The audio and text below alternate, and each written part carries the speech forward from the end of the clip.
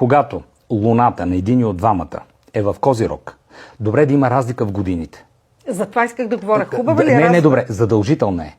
Най-добрата разлика в годините е 12, 24, до 36, ама и на 8 и 4 кандисваме. 24 разлика в годините? Обаче това не е... Ти си съвременен човек, не реагирай по този начин. Но това е валидно само да кажем кога. Нали, това не важи за целия свят. Да, за определени Крупните настройки. хора, които имат Козирог в 5-та зона, или Козирог в 4-та зона, Сатурн в 5-та зона, Сатурн в 4-та зона, да даваме практически съвети на хората си, роват там учебните програми. Луна в Козирог. Тук, нека да пробват, докато са млади, до към 45 години, те търсят нещо, което е напреднало в годините.